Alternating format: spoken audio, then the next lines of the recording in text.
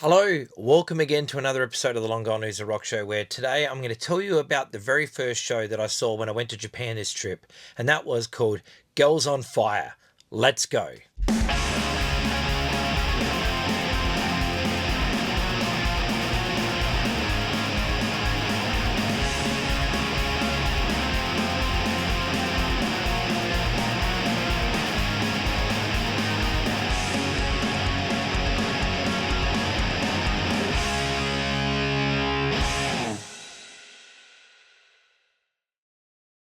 So if you've been watching along in the series, I'm trying to do videos by the days that I saw things. So as you would have seen, the very first video was me going gimbal shopping and looking around Akihabara, which was all done on the Thursday. Following that, I went to Top Beat Record Club, and then I went to Vinyl Japan. Now, the Friday, I was meeting up with Mike Lavella from Gearhead magazine, as I was going to be taking him record shopping. Well, it's a beautiful day in Tokyo today. Look at this beautiful weather. Oh my God.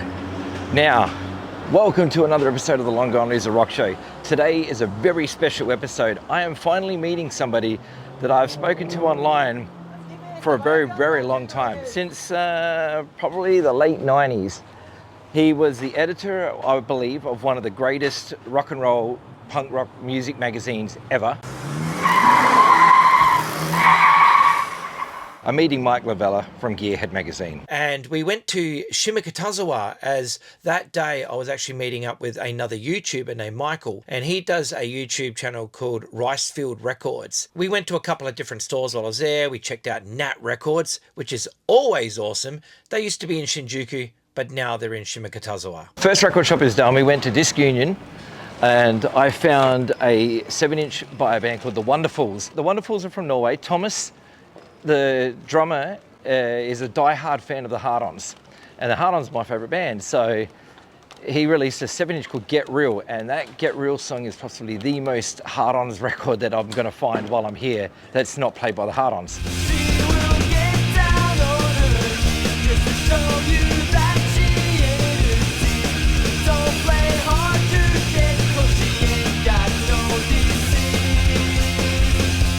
So he also drummed for Turbo Negro on the Retox album. So that's that Thomas. He was also working with the Yum Yums. He was the drummer on the Yum Yums albums. Not all of them, but some. And he worked with Vibeke Sogestad on her solo record. So it was an awesome find, and it was only 1,000 yen, which is like 10 bucks. And then I picked up 2 CDs, one by Audius, and the other one is by Destro's, which is Pre-Love Bites. So very happy to find that. So today is rockin' so far, and we are now going to Nat Records, which used to be in Shinjuku, but now they're here. So let's see what we can find. So for those who don't know, Nat Records is a punk store mostly, and we are here. This store rules. It's in Shimokitazawa. It used to be in Shinjuku. Definitely come here and buy some records. Awesome people, awesome store. Nat Records has come up awesome. Look, Vile Tones, Descendants, Nikki and the Corvette singles, all bought, all mine. Also, this amazing Run DMC Tougher Than Leather promo, so good. We also checked out the smallest record store I've ever been in my life, called Chill-Fi Records. There it is, my friends, Chill-Fi Records. I am in the smallest record store I've ever been in my life, and it's called Chill-Fi, and it is this. And when you come into a small store like this, you're like, I wonder what I could find. I found an album by the Scooters, very happy. So thank you very much. Found a Scooters record. We're out. So our record day is getting even bigger now, because Carol from Jenny Jenny is coming to join us as well. So yeah, we are going to meet her at the station now. And here she is again to do it all again.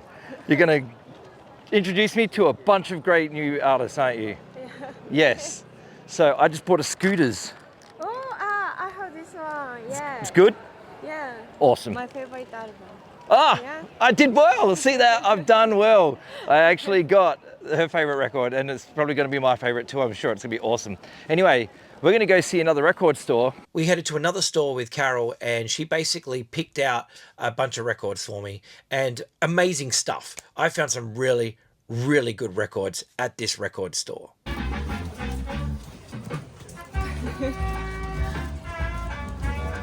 You know the good songs. Yeah.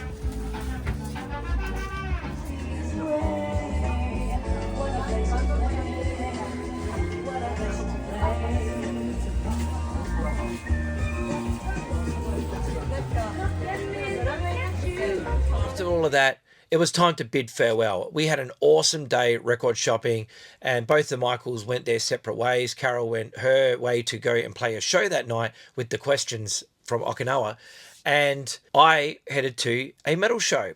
So I wanted to find out where the gig was first of all, because it's, you know, it was a bit of time before the show, but I wanted to make sure that I knew where the venue was, because some of these venues are like down in the basement 4 floors down, or, you know, up on the 7th floor or whatever. So I wanted to make sure I knew exactly where I was going. So I headed to the venue, and the venue was called Waver. The first band that was on is a band called Straw Day. Now, I knew nothing about this band. In fact, I only knew one band on the whole lineup, and that was Mellows, which was the reason that I was going to this gig, because I figured I'm never going to see Mellows in Australia, so I may as well go and check them out here. Straw Day was the first band on. It's two sisters. I saw them arrive, and they've got bright pink hair, and they're little, and they came with their guitars on their back, so I guess they just caught the train in or something like that. They came walking down the street, and yeah, they ended up, they were the first band on. And I got to tell you now that that band, from the moment that it started, all this electronic music started playing. You know, it was telling me Straw Day are coming up, and I'm like getting amped up for it, because I'm like, you know, this is going to be cool. This is cool. This is going to be big. Straw Day is coming up. And then all of a sudden, that finishes straight into the first song.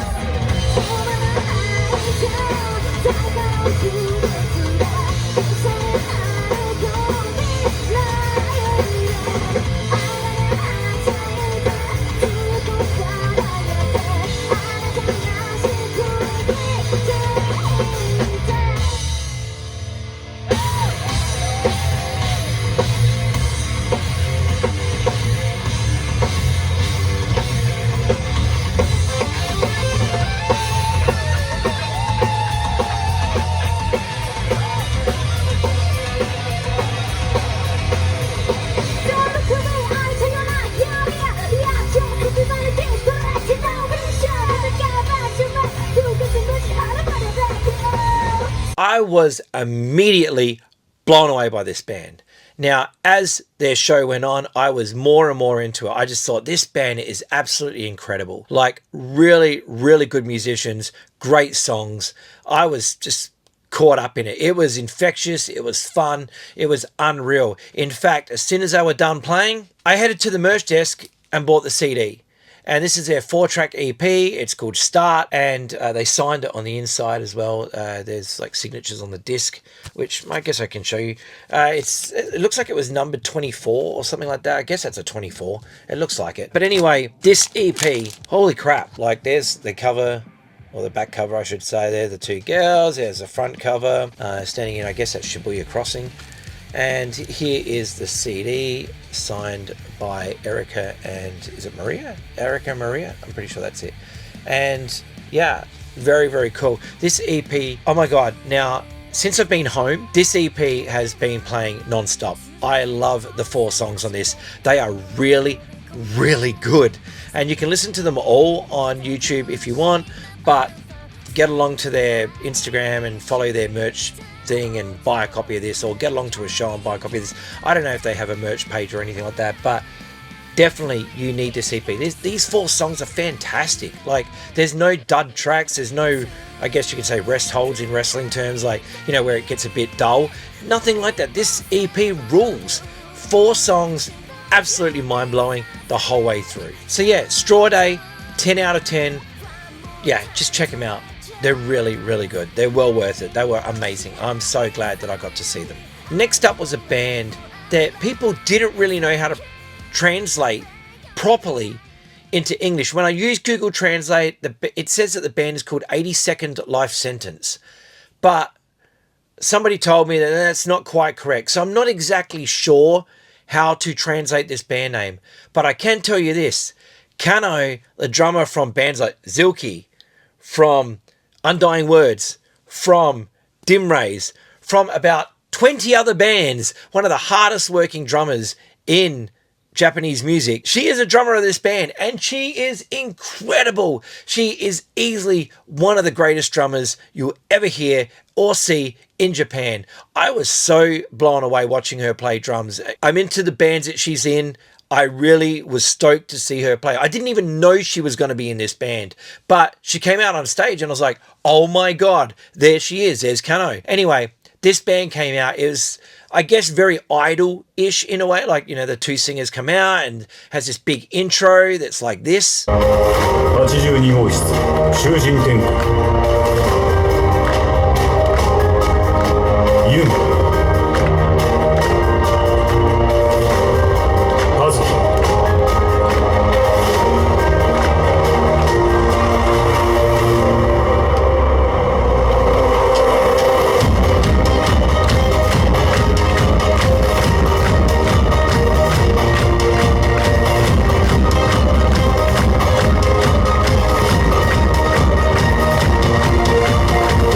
82回目の終身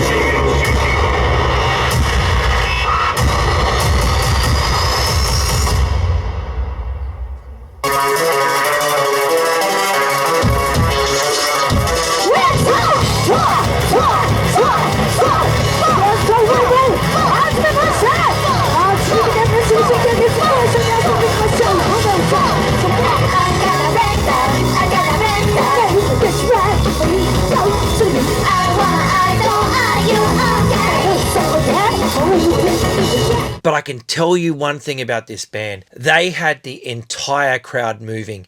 They had them going crazy. The band ran to the left, the crowd followed. They ran to the right, the crowd followed. It was amazing to see, and it was such a good show. I had so much fun, and like I said, I don't really know how to translate the band name, but 82nd Life Sentence is what Google Translate told me. Not sure if that's 100% correct, but I can tell you this much, and that is that they rocked. I had a really good time. This band was a lot of fun, and I had the best time watching them. Next up was Mellows. When the introduction started, we were told no photography, no filming, so there's nothing to show you about Mellows. But if you want to know what their album's like, you can just watch my video on it. I did a video on it ages ago. It was cool to see them. They were a lot of fun. Sally is a great guitar player. You know, she was standing in front of me playing guitar through the set, so that was awesome. But yeah, like, I've got nothing to show you. But, you know, you can look them up online because there's some videos online on YouTube for you to check out. Now, the last band was the biggest surprise to me. This is a band called Girls Fist GT. I don't know what the GT stands for, but I can tell you this much, that they came out on stage, they were all dressed in black t-shirts and denim, and they were awesome. They were so good. They reminded me of a band that records music for anime theme songs. Like, that's where I expect you would find their music. In fact, they were the only band at the merch desk that had vinyl. So I bought it. This is a one-sided single that has a song called, I think it's Last Hero is what it translates as. And I had to get this because it was the only piece of vinyl at the whole merch desk. Kind of costly, so I'm assuming that they put this out themselves, very DIY. I'll open it up and show you. So this is a B-side, there's nothing on it. As you can see, no grooves, no nothing, like just completely blank. But the other side has the song on it, and there's the cool looking label. So it looks very DIY, and I was still like, I don't care. Like, this record, I needed it in my collection. This band was so good. They really blew me away. I was so happy to see them and hear their songs. Everything was catchy, everything was infectious. I could tell that the girls were so into it, what they were doing. Like, they really, really loved this, and they had the entire crowd moving. It was just really, really good songs the whole way through. There's the back of the single, see, Girls Fist GT. And yeah, just really, really good. I'm so glad I picked that up because it was awesome. It came with like this postcard that they gave me, and I don't know if that's being drawn or printed on. It's probably been printed on, or was it drawn on? I can't remember if she did that on the spot or whatever. But either way, stoked to have it. This band, unreal. Like, I would love to see them again, and I hope that I get to see them again. They were just so, so good. They were a little bit like Risky Melody, but still different. Very like anime theme songs, like whether they were doing the ballads or whether they were doing the upbeat rock stuff, they just nailed it. They were so good. And I hope that outside of Japan, this band can, you know, become a household name, or at least just get a bit more out there, you know what I mean? Because it's unfortunate that a lot of these bands are only big in Japan, or only well known in Japan, or even not even well known, just known in Japan by somebody. And it's a real travesty because these bands should be big enough the world over. Like Straw Day, how are Straw Day not taking over? Like, they're amazing, so good. Girls Fist GT, incredible, absolutely loved every minute of it. So there we go, that was Girls on Fire, and I was just into it. What a great show that was. I'm so glad that I went. Thank you so much to my buddy Rick Ruin for actually letting me know that show was on, otherwise I would never have known. He knew the guy that was putting on the show, and so he sent me the flyer and said, hey man, this is a gig that you'll be able to see if you want. And I'm glad that I went because it was unreal. Now, the next video is the one that I know that everybody is going to be excited about seeing. The next video coming up is the Halloween Ball. So stay tuned for that. You're going to get a lot of bands. There is a lot of bands to watch and a lot of full sets. I just filmed a lot of stuff while I was there because how could I not? The bands are so good at the Halloween Bowl, and I just want the whole world to know how good they are. So stay tuned for that. But in the meantime, check out Girls Fist GT, check out Mellows, check out 80-Second Life Sentence, if that's what it translates to, and check out Straw Day. And yeah, buy their merch if you can. Support these bands. They're just so good. And I will see you in another video. So take care of yourselves and look after each other. Bye-bye.